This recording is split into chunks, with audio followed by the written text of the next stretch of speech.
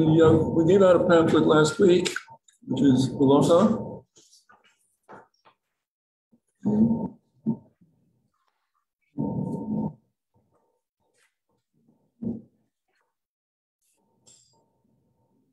One more thing. One more.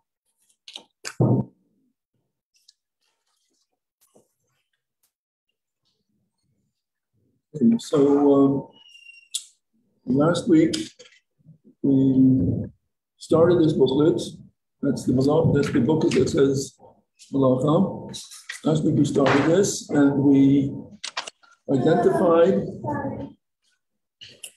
the 39 categories that was involved in building the Mishkan, which includes the preparation of dyes, the making of the curtains, the making of a covering of the animal hide called tachash, the writing, building, making the fire and extinguishing, and then making the finishing touches, and carrying from public to private domain, from private domain. This is where we left off last week.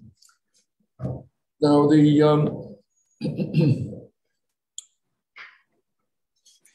this is the third page after the malachas, after the listing of the 39 categories. The next page is where we're going to be covering the Tolda. This is okay. Everyone has a booklet. That's the booklets. You have one? Yeah. Okay. You could use this meanwhile.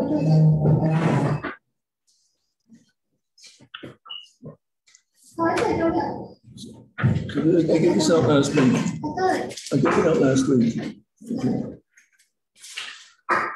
So,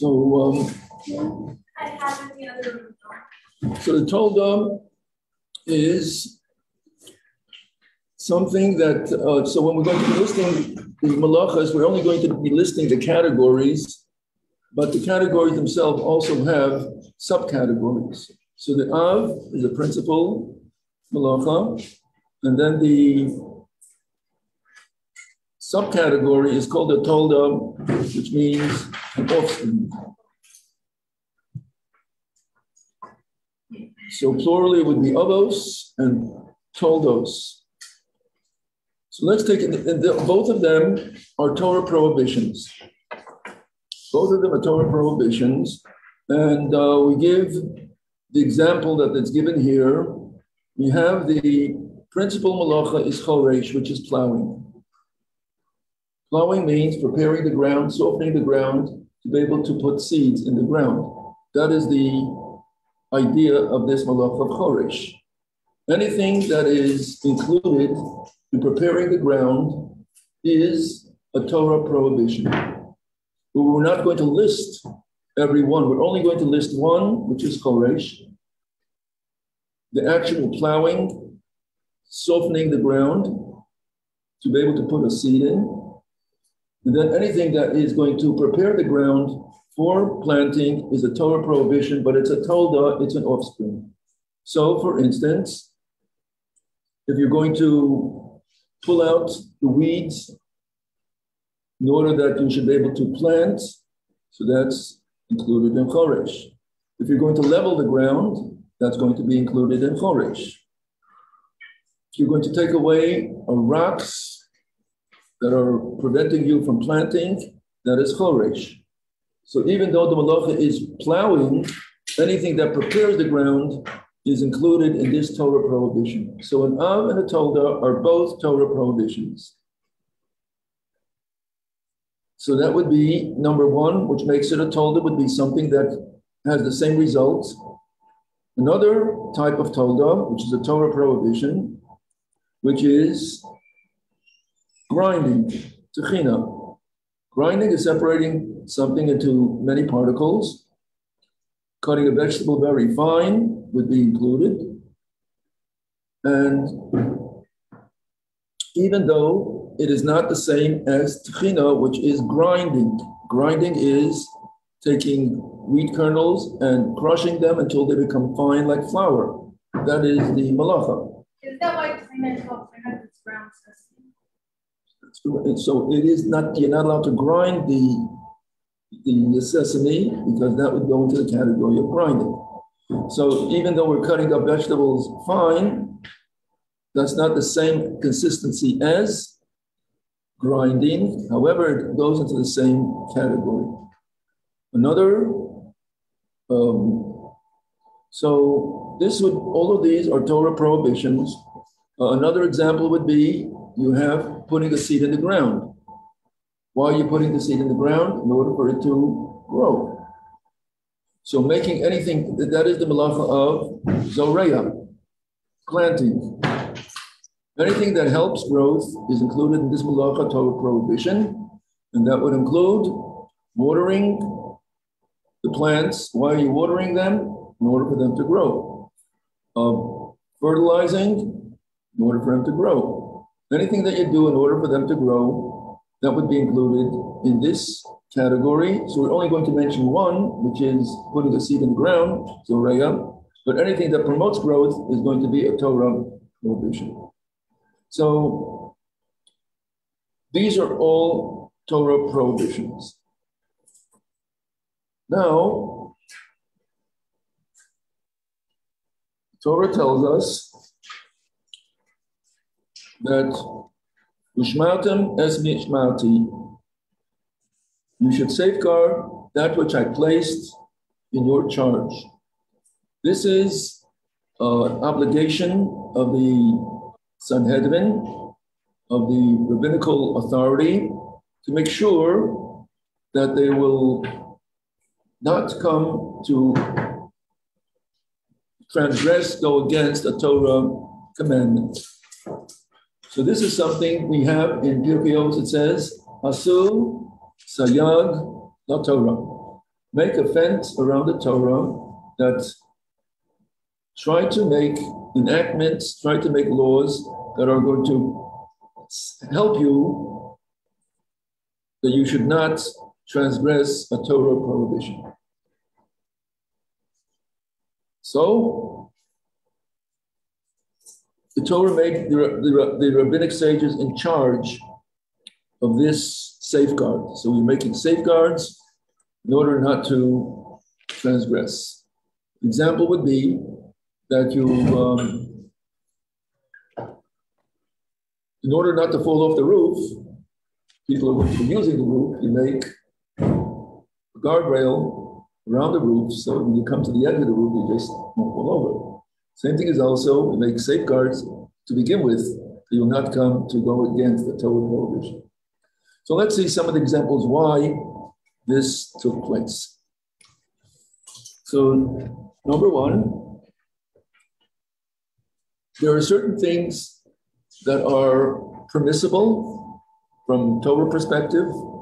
However, the rabbis realized that this is going to be permissible and not going to be prohibited, then they might take another step and do a Torah prohibition.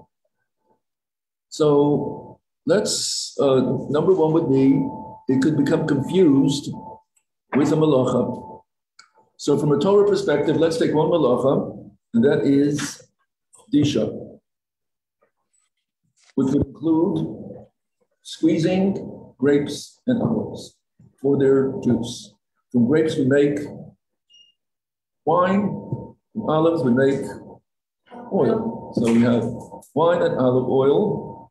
Both of these, the Torah gives them their own identity. All other juices do not have their own identity from a Torah perspective. In other words, what is orange juice? Orange juice we don't consider, no, you call it juice, the same as you would say grape juice or wine. So you would say orange juice, apple juice. You would say it's to you it's the same. They're both juice. What's the difference between an apple juice and a grape juice? Both seem the same. But the Torah does give it a separate identity. When it comes to grape juice, which will turn into wine, the Torah calls it wine. In other words, he has the grape and the wine are two separate things. When it comes to yes, you make your own grape juice, you can make Kiddush on it. Now, when it comes to orange and orange juice, the Torah perspective, it's like another form of orange, like we would call it puree. You have tomato puree.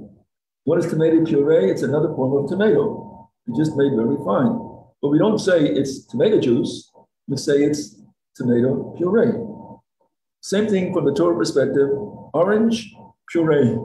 We call it orange juice. We drink orange juice as a juice. Maybe we're going to filter it. Maybe we're going to put it through a screen, a sieve. But anyway, from a Torah perspective, it is not considered that you're changing from the orange to its liquid. But in class, does everyone really separate between orange juice and grape juice? We don't. So the Sanhedrin saw that if we're going to permit to make fresh orange juice on Shabbos, and fresh apple juice on Shabbos, and fresh grapefruit juice on Shabbos, then people are going to say, listen, I'm doing all of this. I want to have some fresh grape juice on Shabbos to make Kiddush, fresh. People are not going to see that there's a difference. If I'm allowed to do orange juice, why not grape juice? And then we're going to get people making grape juice on Shabbos, which is a Torah prohibition. So the Rabbanan made a safeguard. And the safeguard is no squeezing any fruits or vegetables that are normally squeezed for their juice, for drinking. That's a safeguard. The reason is because without it, people will be confused. Doing something that is permissible on Shabbos will lead to doing something that is forbidden from the Torah, because what's the difference? Another example, let me give you also where we might have confusion, is from a Torah perspective, the definition of writing is, and all of these laws we're going to be covering when we actually cover that topic. I'm just bringing it up as examples. So all the details is all something that we'll leave for that halacha. So for instance, when it comes to writing from a Torah perspective is only if there is a lasting writing, which means on a surface that will remain with the ink that is a remaining ink. So writing on a piece of paper, that is a Torah prohibition, because the ink is going to remain. The paper is also something that endures. However, what happens if I am going to, the room is foggy or very dusty, and I write on here, dust me. So from a Torah perspective, that's not called writing. That's not going to last. Same thing also when it gets foggy. You write, make a little picture on the mirror. That is not writing. But also you're sitting by a Dvar Torah and you have the crumbs on the table and you're going to write out something to like notes of the Dvar Torah because you like it so much. You're going to write it out with the crumbs from the challah. The Torah, from a Torah perspective, that is not writing. However, to us, we would consider that writing. So the Rabbanan say that you cannot write a non-permanent writing on Shabbos. No writing. The only thing you could do would be writing in the air. There's no prohibition on that. Or if you want to write on, they used to have this. I guess children sometimes would make this joke. And they would write on somebody's back, make a B, and say, what is that? A B? And they would stamp it out? No. Okay, writing on a surface that's not going to show up in any way, that's not writing at all. And they would stamp? Oh, I'm just saying it's a joke. But doing that on Shabbos, so that is not considered writing. But everything else that Rabbanan said, since it resembles writing, you can't write on Shabbos, even if it is not a permanent, lasting writing. So this is also a safeguard, because once we get accustomed to writing, then we might come to actually do writing as well. Yes. So is the orange juice permissible or not? Not Orange juice, no orange juice on Shabbos. You could drink it. But if you put it in you prepare the orange juice before Shabbos, put it in the refrigerator, and you'll have fresh. The same thing is also going to apply for Yontif.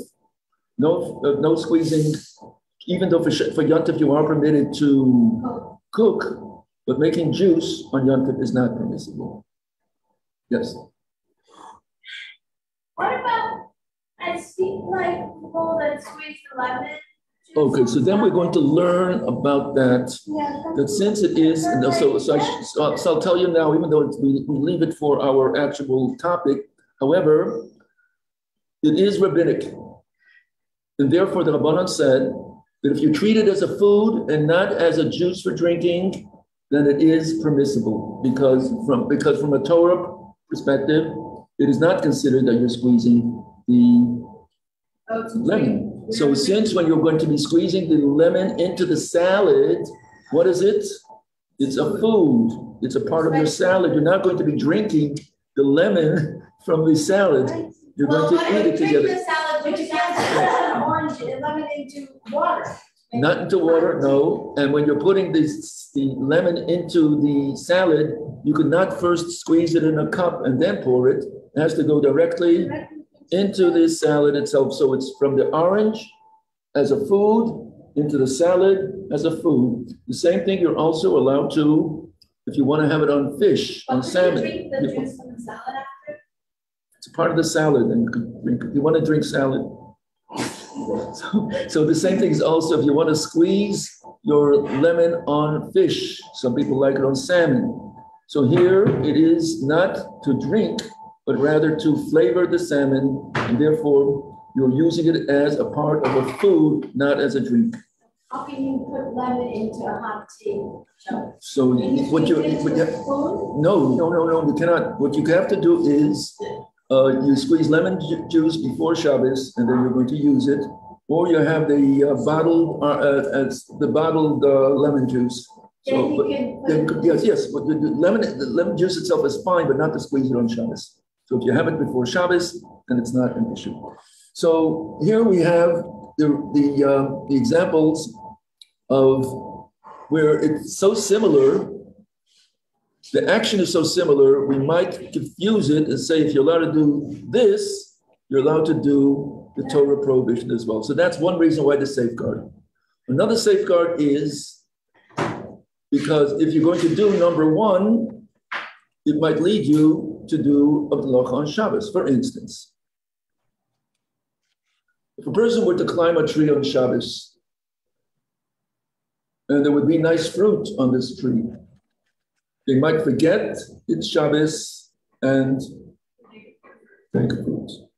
So then, this is going to lead by doing number one, which is permissible from the Torah perspective. There's no halacha of climbing trees. Maybe it's not something you should do on Shabbos, but there's no halacha of climbing trees. However, we're concerned that once you climb the tree, you might take something off, which is kotzer, which is a malacha, which is a Torah prohibition of removing something from its place of growth.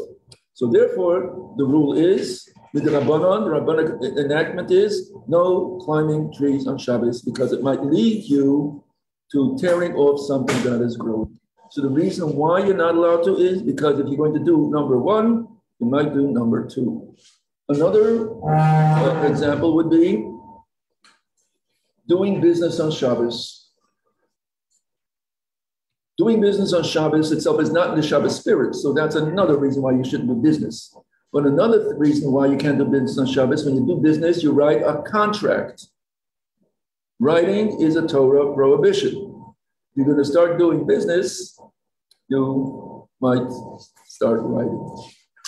Same thing as taking a loan on Shabbos. Take a loan, usually you write down that you gave a loan. So no giving loans on Shabbos. So you don't ask for a loan. So if you do want to, if you're in the same, if you're in a place where you're allowed to carry, you are allowed to ask for a cup of sugar from your neighbor, or if you need a challah from your neighbor, but you don't say, can you give me a loan? If you're giving a loan, usually you write it down, I have to remember my neighbor took from me a cup of sugar, took 2 challahs, I have to make sure I get it back. So I will remember to ask her during the weekday. So you can't say I want loans. You can ask me to give me, and you'll give it back.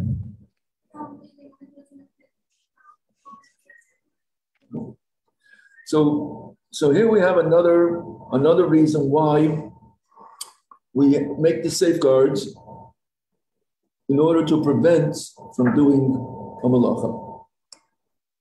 Another idea is also muktzah.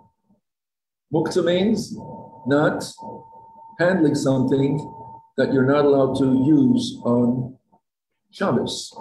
So if we have this magic marker, so it's muktzah. Muktzah means I'm not allowed to move it. Okay. So touching this magic marker is not permissible because I'm moving it as I'm touching it. So now what's the wrong with you? Why can't I handle this magic marker on Shabbos? Because I'll forget, and then I will write with this magic marker once in my hand. So therefore, the Rabbanan said, muktzah. You cannot handle something that is forbidden to use on Shabbos. We're going to learn about the laws of muktzah, that if something is a vessel, something has its own status, you can use it for a permissible purpose, even though during the weekday it is normally used for something that is forbidden. But that's when we're going to be learning the laws of muktzah. For instance, if I want to, so they have different categories of muktzah. Something is so valuable you won't use it for other than what its purpose is, but it's a valuable item. If something is you don't care about, but you need it for something that's permissible, then you're allowed to pick it up and use it. And an example would be, if you want to keep your window open and it keeps falling down, so you want to put something under it that's going to keep it open.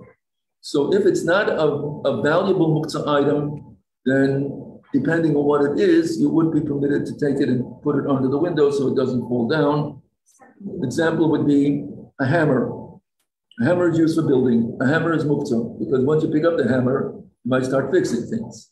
However, if this window does not, it keeps falling down, you will lift it up and it goes back down by itself, it's not working right. So I could take a hammer on Shabbos and put it underneath to hold the window up from falling down. Even though the hammer is muktzah, but I'm using it for a permissible activity, and I'm going with a hammer. I'm not going to go around to see what needs fixing. I'm going to go straight through here, put the hammer here to keep it up. So we do see that there are certain muktzah that does have their own rules of what you could and can't do. What about pushka? A pushka has in it money. Money is muktzah on Shabbos. And therefore, whatever place is designated for the muktzah gets the same rule. So a tzedakah pushka is for money. Money is muktzah.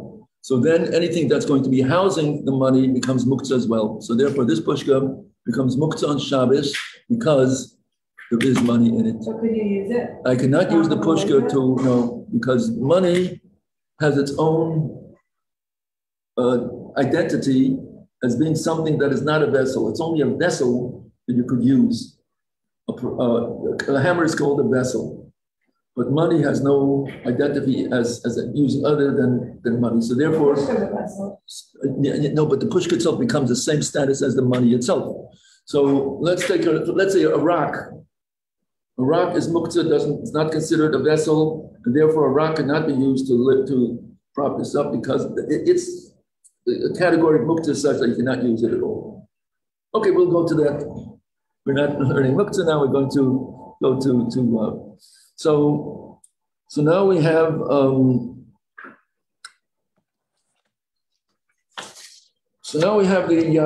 on the bottom of the page, page 45, we have another category where the Rabbanan made a prohibition, and that is maris ayin. Maris means what appears. Ayin is the eye. Something what appears to the eye that you're doing something forbidden. So let's turn to the next page. And the example that's given is that today was raining. Yeah. You went outside, got caught in the rain, let's say it was Shabbos. And now your jacket is soaking wet. Come into the house, where are you going to put the jackets? Now, in the weekdays, what you might do, if you don't have a drying line, you might take two chairs, line up one next to the other, you take your jacket and spread it out. Now you have a drying surface. It's going to be only on one chair, then it's not going to dry as well. Spreading it out, and that is going to make it dry faster. Now, if I come into the room and I see a jacket that's spread out on two chairs and put out to dry, what's my conclusion? I'm drying it, right. I don't know how it got wet. Maybe it was washed on Shabbos, and then it's being put out to dry on Shabbos because beforehand, this is a result of washing it on Shabbos. Washing a garment on Shabbos is a malacha, or a prohibition. So if I come into a house where something is put out to dry, even though it got wet on Shabbos, not by washing, I might come to a conclusion that the person who put them out washed them on Shabbos. And therefore, what's going to be my conclusion about that person?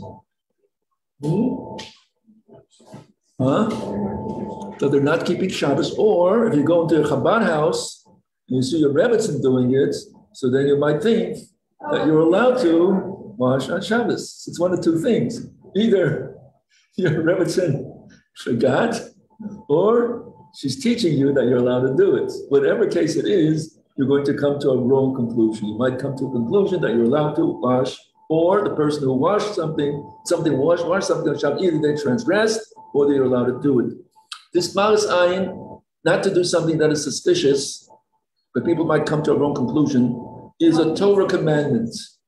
It is a Torah commandment. Some people say, well, I don't care what people think about me. What do I care? Let me see if I brought that in the Torah sentences. Let me see if I have that. It's more of a big deal for landowner. What? It's more of a big deal for landowner. Well, for anyone who comes to, I had this Torah sentence. Let's see if I have it here. This handout, let me see where I put it. This handout. So the same would be also sometimes going into a non-kosher restaurant. People don't know that you're going in there. They think they're going to order a meal there. Sometimes you go into to get change. People will not know what you're doing there. The same thing is also if you have, at one point, the non-dairy creamers were something that was very new. Usually if you had something in a creamer, it was always milk. And therefore, if you were to put out a creamer for the coffee after a meat meal, people might think that it is milk. And one of the two, either you don't keep kashrus, or as long as you don't have the meat and milk together, after the meat meal, you're allowed to have milk.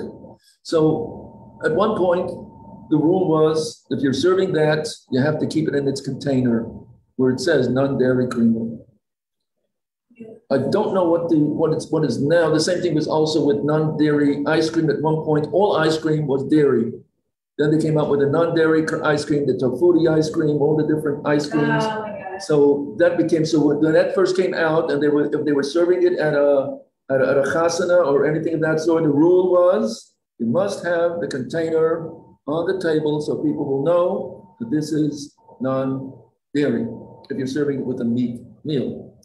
So the same would also apply when you're serving the imitation frankfurters.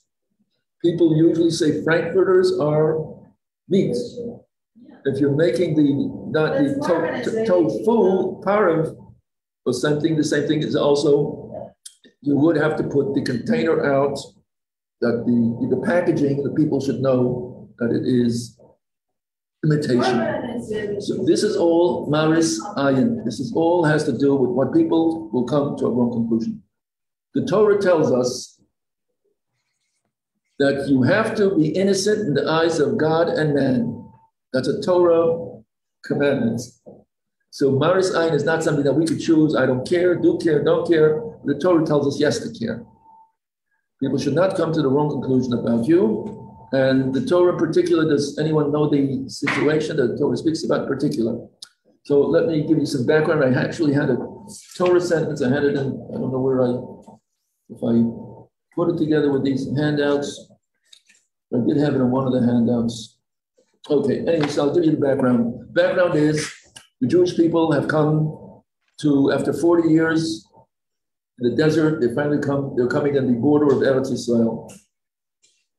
They had conquered the land of Sichon and Og, which is Golan. It's on the other side of the Jordan River. So now, the land of Sichon and Og, land of the two giants, which is the other side of the Jordan, which is also part of Israel, the leaders of the tribe of Reuven, Gad, asked Moshe Rabbeinu that they would like to settle here. They want to live in the Golan. They don't want to cross over to the Jordan because in Golan, they had a lot of animals and there was a lot of pasture, and that's where they want to be. Others say they knew that Moshe Rabbeinu is not going to go into Eretz Yisrael. They want to be with Moshe Rabbeinu. That's another reason why some of them wanted to stay. They wanted to go to the Ohel. So, but they weren't able to because no one knows where Moshe Rabbeinu's Ohel is. So that was it. But anyway, Moshe Rabbeinu, they come to Moshe Rabbeinu to make this request, and Moshe Rabbeinu says, "What will people think? What will people think? They think that you are afraid to go into Eretz Yisrael. Over here, all the work was done already. Sichon and Og were conquered. There is no enemy here. Going into Eretz Yisrael, there are the 21, the 7 nations." And just like 40 years ago, the spies came back and said that they are too strong. We're afraid to go in. So when they're going to see that you don't want to go in, they're going to say the reason is because you are afraid. And when they go to the Reuben who are warriors are afraid, everyone is going to become frightened. No one is want to go to Eretz Yisrael. Everyone will want to stay here. And look what we have started. So that we call Maris Ayin. People will think the reason why you're not going in is because you're afraid. So Reuben said, listen, we're not afraid. What we're going to do is we're going to pledge that we're going to, all the men, the women and children are going to remain in Golan. We're going to build cities for them. They're going to remain in Golan. All the men who are of the army age are going to go over into Eretz Yisrael. Not only they're going to go over to Eretz Yisrael, they're also going to lead the armies. They're going to be in the front of every battle. The warriors of Reuben and God are going to be the warriors of every battle, to be right in front, to show that we are not afraid. And we're going to remain there until everybody is settled. And then we're going to go back home. So Moshe Rabbeinu asked Hashem. Hashem agreed to this. And that was the condition, that if you will keep your word, you're going to go in front of the armies, you're going to remain there, then you will have the land in Golan.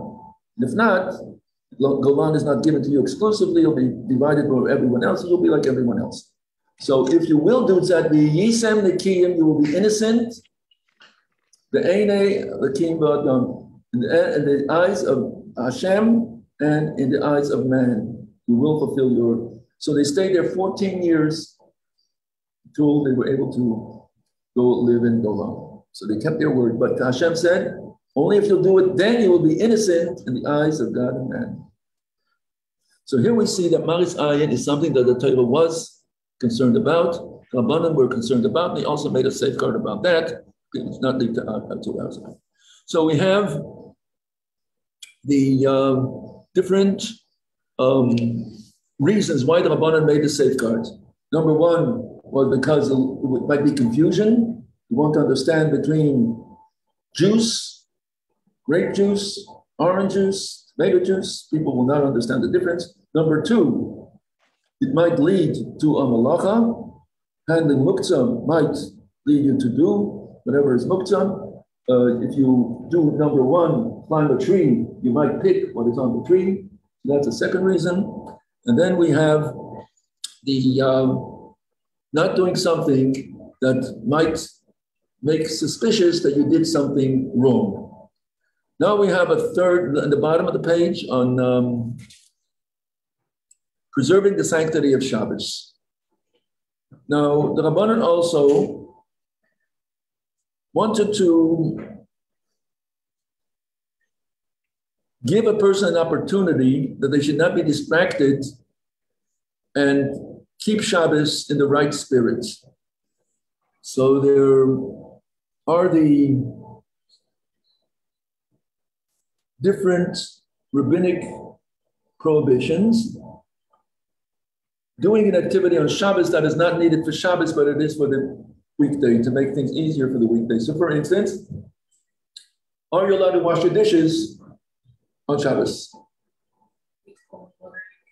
So, okay, could you wash all your dishes on Shabbos? No, just what you use for Shabbos. Okay, so here we have the dishes that you're in silverware that you're washing Friday night after your meal. So then whatever, so first of all, there has to be also that not to use the hot water that's going to be heated up on Shabbos. You can't open up the faucet and use the hot water from the faucet. You also cannot use a scrubber that like a sponge. You cannot use a sponge. You could use Shabbos thing that has a lot of spaces that does not retain water. So you have a Shabbos scrubby. What makes a Shabbos scrubby is that when you put it in the water, you lift it out, nothing stays inside the scrubby because it's made out of nylon. It has open netting, but you can't have something that's a closed netting because if you squeeze it, then all the water comes out. You're squeezing it out on Shabbos, which again cannot be done. Yes. Can you clean your dishes for Shabbos? What? Can you clean your dishes for Shabbos? Well, I'll soon come to that. We'll come to it. We'll come to it. So now we have, so if you're doing it in a permissible way, you could wash all the dishes that are going to be used for Shabbos. So you're allowed to wash Friday night. You don't have to wash them right before you're going to use them. You could wash all your cups and your glasses that you could wash because throughout the day of Shabbos, you always have a chance that you're going to drink something. That's something usual. As far as anything that you're going to be using the next day, is also, and as long as it's being used for Shabbos, that's also a Shabbos activity. However, if there's certain dishes that you will not be using on Shabbos day, for instance, you have your soup dishes, and you will not be serving cholent in your soup dishes, but you will be serving this cholent in your flat dishes. If you will be serving cholent in your soup dishes, then you're using your soup dishes. Again, that's why you're washing them.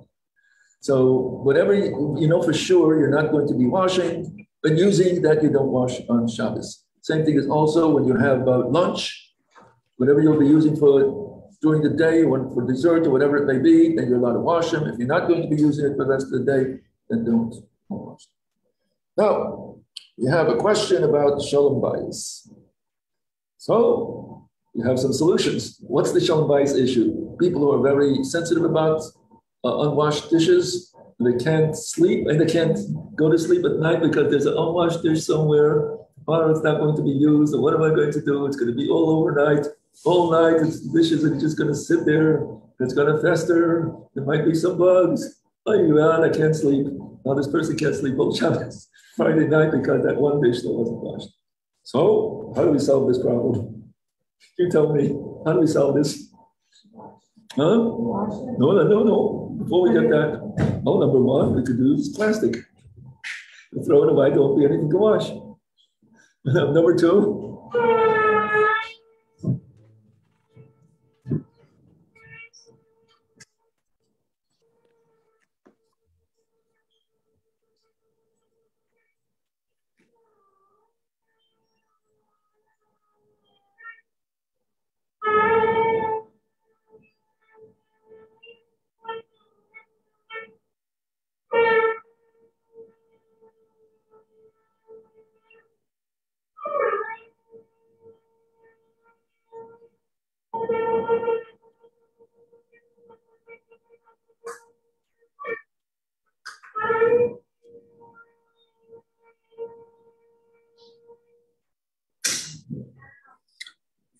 Okay, yeah.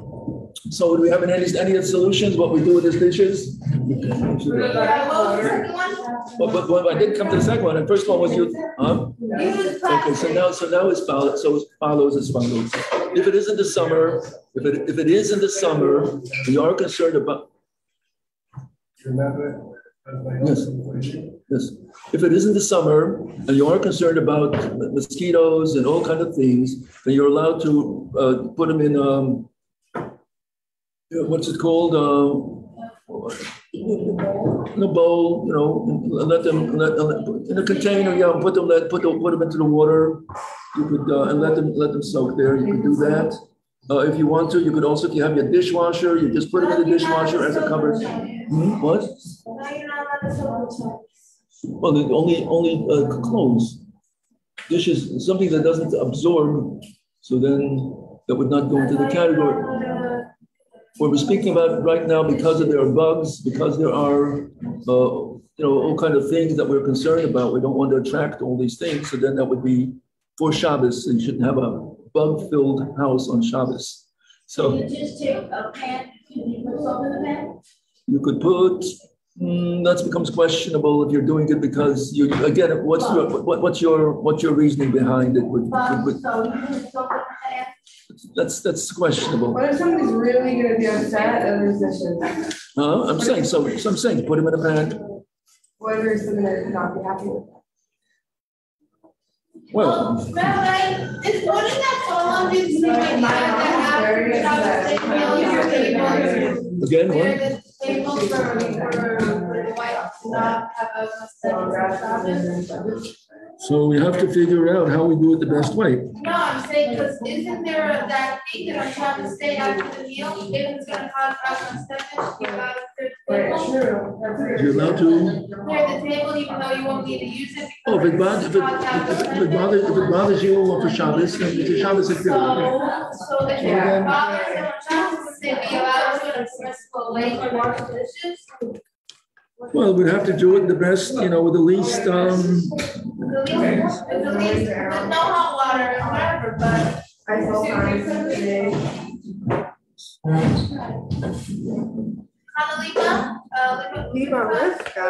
Whatever.